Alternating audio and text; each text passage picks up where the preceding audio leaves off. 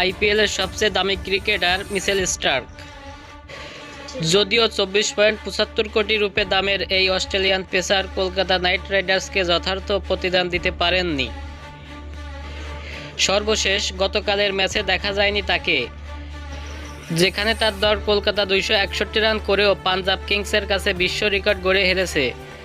Starc একাদশে না থাকার কারণে অবশ্যই ম্যাচের আগেই জানিয়েছিলেন কলকাতার অধিনায়ক শ্রেয়স আয়ার। আগের ম্যাচে ক্যাচ ধরার সময় আঙ্গুলে চোট পান এই গতি তারকা।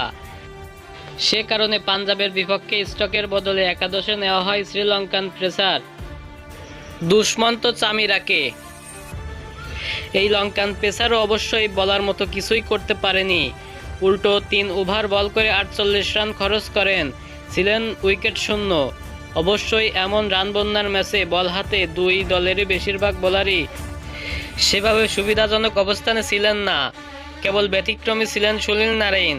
4 ওভারে মাত্র 24 রান দিয়ে তিনি 1 উইকেট শিকার করেন।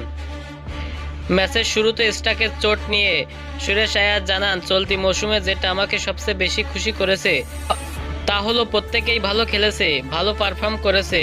পরিস্থিতি যাই হোক না কেন প্রত্যেকেরই নিজের সেরাটাই দিয়েছে।